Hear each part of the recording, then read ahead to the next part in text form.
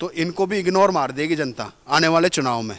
ये इनको जो है सोचना पड़ेगा। दो कंपनियां तो है ही हैं, एक कंटेनर डिपो है, इसके साथ साथ डेंसो है, तो उसमें रोजगार मिल रहा है आप लोगों को? नहीं, कोई रोजगार नहीं।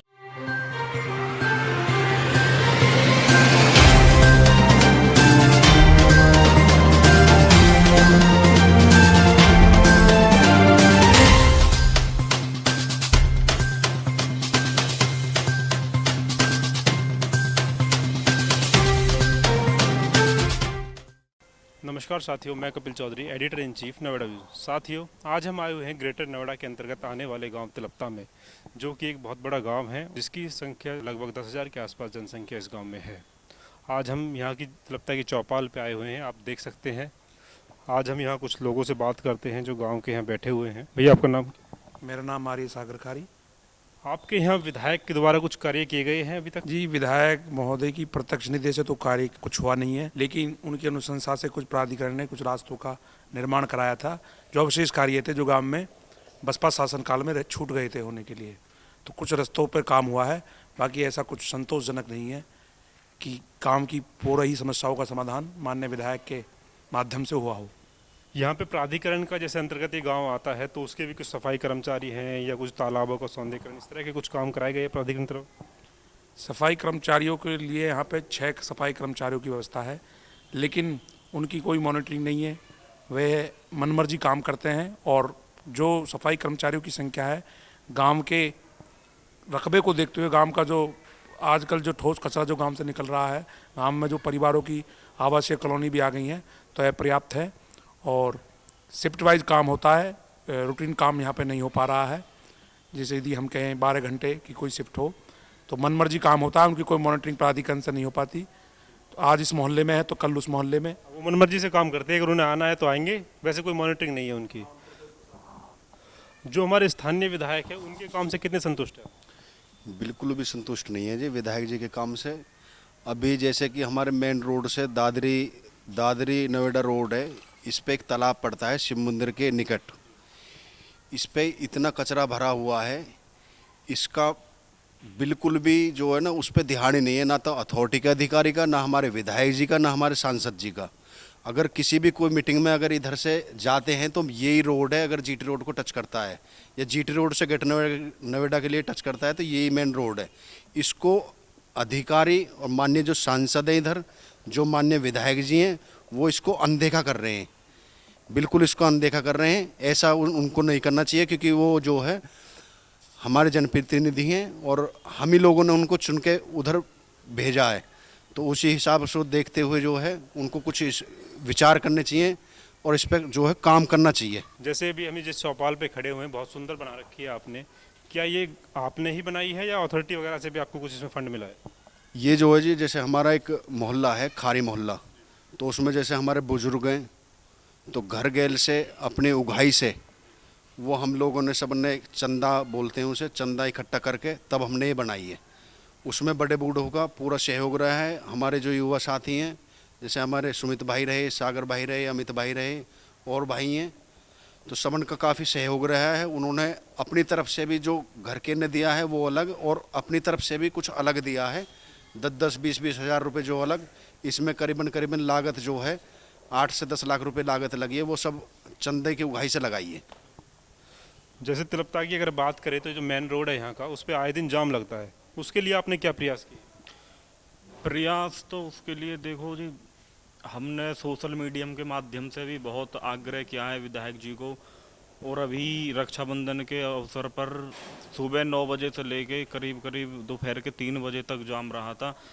उसके लिए भी मैंने एक पोस्ट डाली थी अपनी फेसबुक आईडी पे, लेकिन उसके बाद भी कोई ऐसा वो काम हो नहीं रहा है। हमने विधायक जी से बोला भी है कि आप एक बाहर से बाईपास रोड बनाइए, क्योंकि इसमें हमारे गांव के जो युवा, उनकी भी बहुत दुर्घटना हुई है। तो हम तो विधायक जी से यही अपील करते हैं कि इस रोड का थोड़ा सा जल्दी से जल्दी चुनाव से पहले निवारण करें। जैसे आप लोग युवा हैं, आपके गांव में लगभग भाई दो कंपनियां तो है ही हैं, एक कंटेनर डिपो है, इसके साथ साथ डेंसो है, तो उसमें रोज़गार मिल रहा है आप लोगों को? नहीं, कोई रोजगार नहीं। अभी कुछ पीछे आपने एक आंदोलन किया था कंटेनर डिपो पे, वो किस लिए था? जी, मैं आपकी जानकारी दुरुस्त करना चाहूँगा। आंदोलन अभी किया नहीं है। आंदोलन की युवा शक्ति भूमिका तैयार कर रही है। हम गांव गांव जाकर सर्व समाज में नुक्कड़ सभाएं आयोजित कर रहे हैं और उसका एक ही उद्देश्य है, जो हमारे गांव में ये इतना बड़ा प्रतिष्ठान है अंतर्देशीय कंटेनर डिपो और कंटेनर कॉरपोरेशन ऑफ इंडिया और उसके अधीन ही तमाम जो प्राइवेट CFS हैं, कंटेनर फ्राइट सर्विस कंपनियां हैं, वह गांव की निरंतर 2 दशकों से उपेक्षा कर रही हैं। गांव की जो विकास निधि है, कॉरपोरेट सोशल रिस्पॉन्सिबिलिटी है, CSR फंड है, उसमें गांव को प्राथमिकता नहीं देते, गांव की राशि को अन्य गांवों पर या उसकी बंदरबाट कर देते हैं। तो गांव में स्वच्छता की, सफाई की, शिक्षा की, स्किल डेवलपमेंट और यदि आप कहिए कि गांव का जो पर्यावरण है, जैसे कंपनियां हैं यहाँ पर जब से आई हैं, यहाँ की कब हरियाली भी घटी है। जब अधिग्रहण हुआ है पहले खेती होती थी तो भूजल हमारा रिचार्ज होता था, लेकिन ये कंक्रीट का एक इसमें बेस बन गया है तो ग्राउंड वाटर भी रिचार्ज नहीं हो पाता। लगभग 1100 बीघे में सारा परिसर है कंटेनर। तो हमारा आग्रह है गांव के लिए स्वच्छ पेयजल की व्यवस्था करें। तो हमारा आग्रह तो निरंतर बना हुआ है ग्राम विकास को लेकर।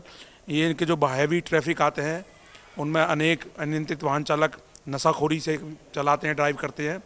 तो अनेक हमारे गांव के युवक काल कलवित हुए हैं और बहुत से परिवारों ने अपने बच्चों को खोया है। तो उनके लिए भी कोई मुआवजा पॉलिसी नहीं है। और सबसे जो हमारा मुख्य विषय है, गांव के युवकों को योग्यता अनुसार रोजगार, वह भी इन्होंने नहीं दिया है। जैसे अन्य कंपनियां इस क्षेत्रीय युवाओं का उपेक्षा कर रही हैं कि रोजगार में 200 किलोमीटर से बाहर के व्यक्ति को प्राथमिकता दी जाएगी, यह उससे भी बढ़कर 500 किलोमीटर दूर के व्यक्तियों को रोजगार दे रहे हैं। लेकिन स्थानीय छोड़िए, गांव के किसी व्यक्ति को इन्होंने आज तक स्थायी रोजगार नहीं दिया है। तो तमाम समस्या हैं। इस विषय में हम माननीय विधायक तेजपाल नागर जी को भी आग्रह किया है हमने कि उनके संज्ञान में हम समस्या को डालने वाले हैं बहुत जल्द। उनसे हमारा समय तय है और पश्चात में यदि माननीय विधायक भी इसमें कुछ नहीं कर पाते हैं मध्यस्थता, तो हम आमरण अनशन करेंगे निश्चित काल के लिए शांतिपूर्वक तरीके से। और जब तक हमारी मांगे मानी नहीं जाएंगी और ठोस पॉलिसी हमें रिटर्न में नहीं दी जाएगी, हम पीछे हटने वाले नहीं है। गांव की सारी नौजवान शक्ति अभी एकजुट है। तो इसमें यही हमारी कार्य योजना है फिलहाल। जैसे प्राधिकरण ने हमारे जो जनप्रतिनिधि होते थे गांव के प्रधान वगैरह या जिला पंचायत, वो सब छीन लिए हमसे। अब हमारे सिर्फ प्रतिनिधि एक विधायक ही है। तो अब तक विधायक से आप कितने संतुष्ट हैं? उन्हें 10 में से कितने नंबर देना चाहेंगे? मैंने कहा है मैं विधायक जी को 10 में से 5 आउट ऑफ 10 देना चाहूँगा, क्योंकि उन्होंने अपनी निधि से, अपने विशेष एफर्ट से, मुख्यमंत्री योजना से जो आधारभूत कार्य होते हैं या जो कोई कीर्तिमान विधायक, जैसे हम सुनते हैं कि पड़ोसी विधानसभाओं में अच्छा कार्य हो रहा है, तो शासन की हमें कोई योजना नहीं मिली है। प्राधिकरण के जो रूटीन वर्क थे, सीसी, खड़ंजा और आदि जो साफ सफाई, वो ही हमें मिल पा रहा है और उसमें भी कोई नियंत्रण नहीं है। तो विधायक जी ने अपनी निधि से तो कुछ नहीं किया है, लेकिन कुछ कार्यों की उन्होंने अनुशंसा की तो उनके माध्यम से प्राधिकरण ने किए हैं। लेकिन विधायक जी से हम ना ही पूरे संतुष्ट हैं ना असंतुष्ट हैं। मेरी तो आपने एक बीच की सी बात कर दी, बस ठीक है। अभी जैसे हम विधायक जी की बात कर रहे हैं, आप लोग कितने संतुष्ट हैं? बिल्कुल भी संतुष्ट नहीं है जी विधायक जी से। कितने नंबर दोगे 10 में? उनको तो कायदे में जो है 2 नंबर ही देने चाहिए जी 10 में से। फेल हो जाएंगे फिर तो। बिल्कुल फेल है, क्योंकि हमने जो हमें विधायक चुनने चाहिए ना, हमें चुनने चाहिए थे युवा।